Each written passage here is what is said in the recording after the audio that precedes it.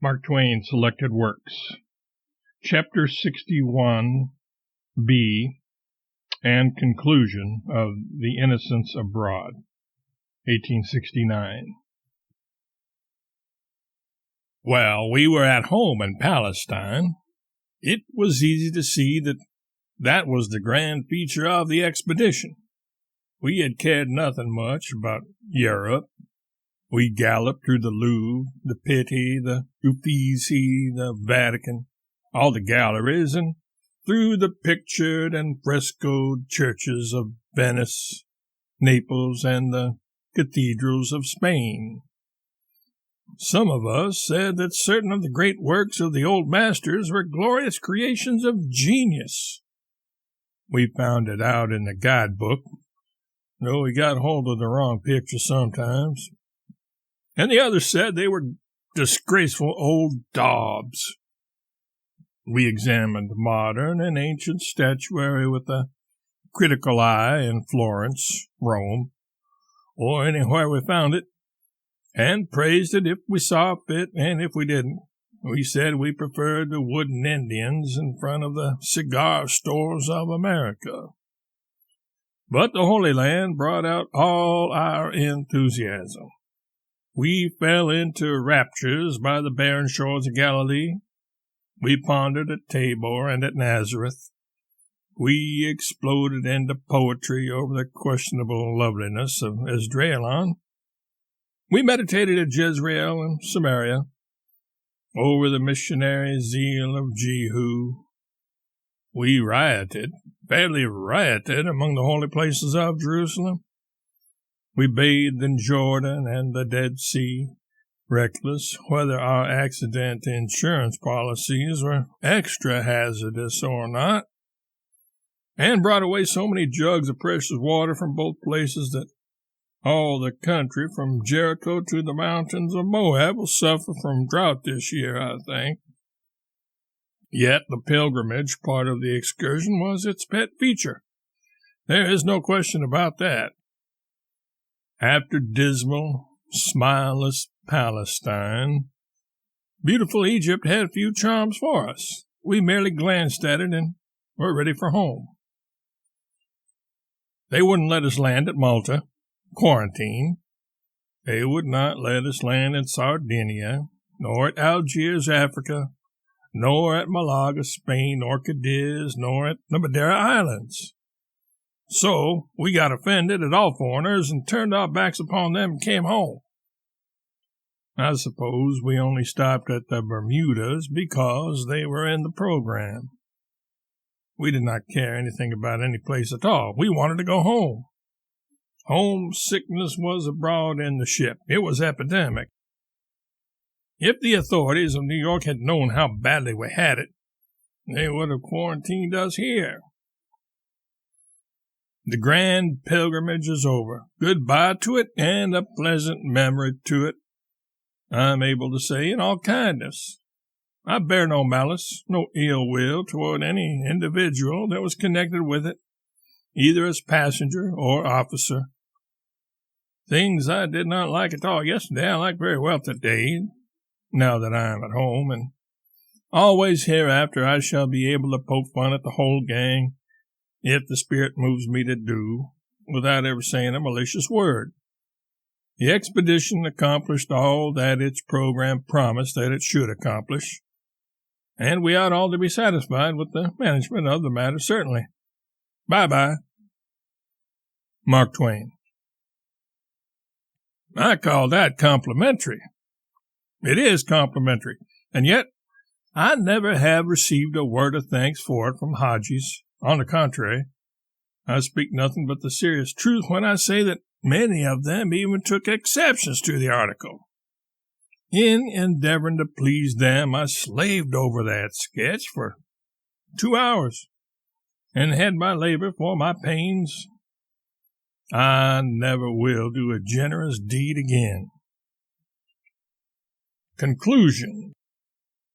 Nearly 1 year has flown since this notable pilgrimage was ended.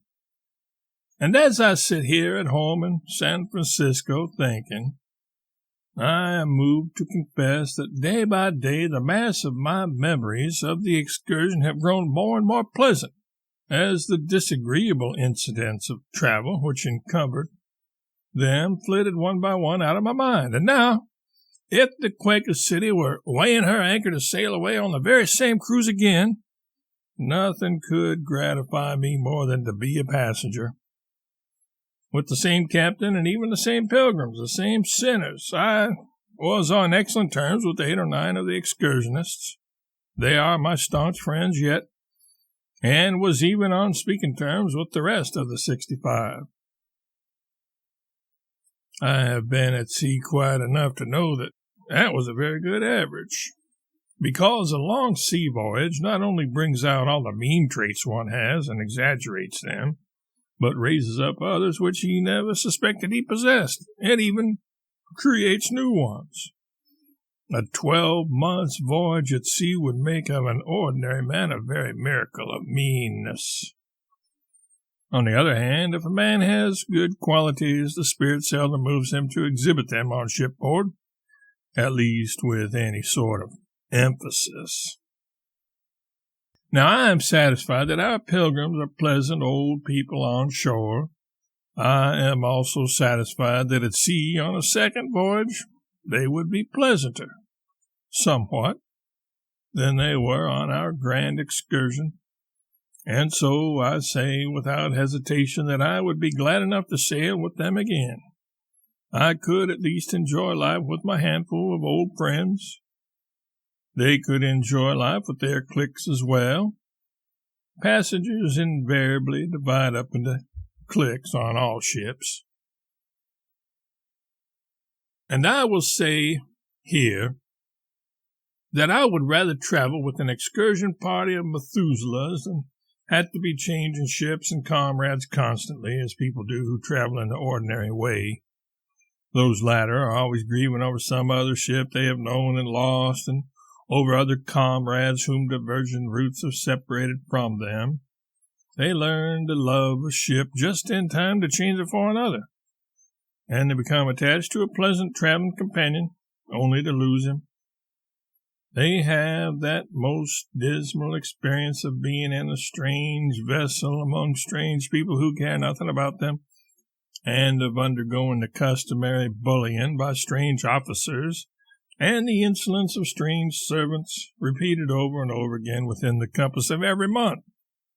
They have also that other misery of packing and unpacking trunks, of running the distressing gauntlet of custom houses, of the anxieties attendant upon getting a mass of baggage from point to point on land in safety.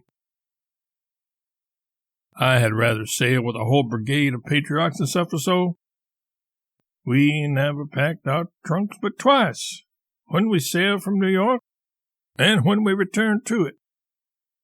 Whenever we made a land journey, we estimated how many days we should be gone and what amount of clothing we should need, figured it down to a mathematical nicety, packed a valise or two accordingly, and left the trunks on board.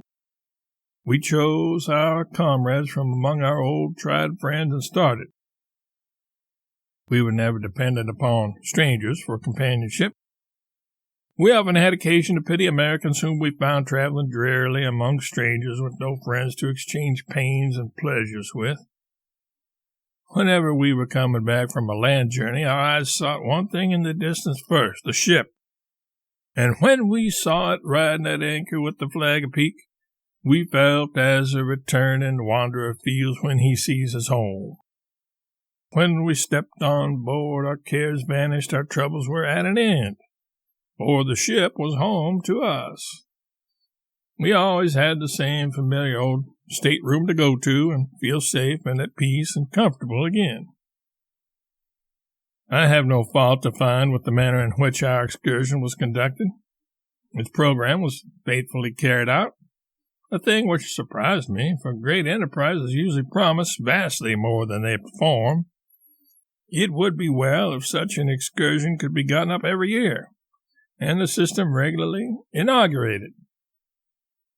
Travel is fatal to prejudice, bigotry, and narrow-mindedness, and many of our people need us sorely on these accounts. Broad, wholesome, charitable views of men and things cannot be acquired by vegetating in one little corner of the earth all one's lifetime.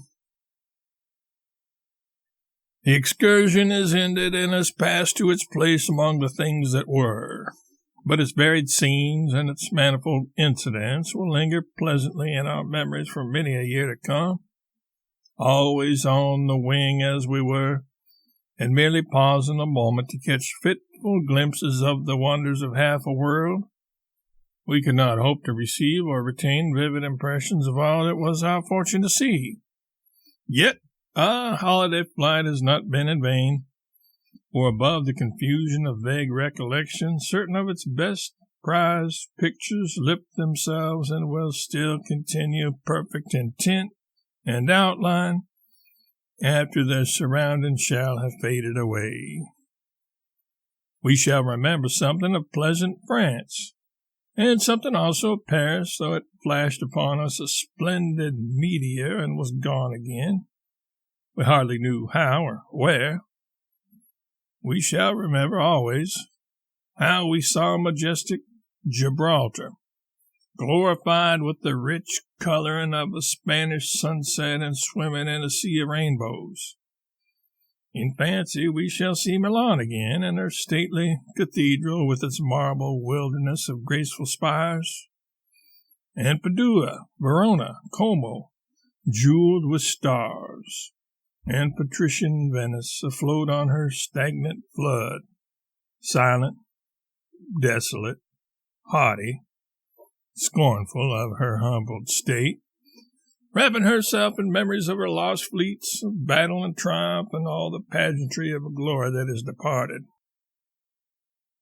We cannot forget Florence, Naples, nor the foretaste of heaven that is in the delicious atmosphere of Greece, and surely not Athens and the broken temples of the Acropolis, surely not venerable Rome, nor the green plain that compasses her round about, contrasting its brightness with her gray decay, nor the ruined arches that stand apart in the plain and clothe their looped and winded raggedness with vines.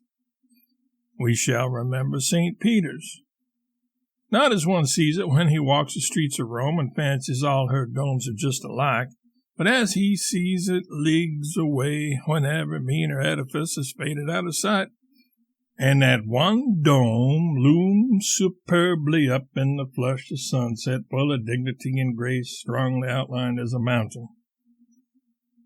We shall remember Constantinople and the Bosporus, the colossal magnificence of Baalbek, the pyramids of Egypt, the prodigious form, the benignant countenance of the Sphinx, Oriental Smyrna, sacred Jerusalem, Damascus, the pearl of the East, the pride of Syria, the fabled Garden of Eden, the home of princes and genii of the Arabian Nights, the oldest metropolis on earth, the one city in all the world that has kept its name and held its place and looked serenely on, while the kingdoms and empires of 4,000 years have risen to life, enjoyed their little season of pride and pomp, and then vanished and been forgotten.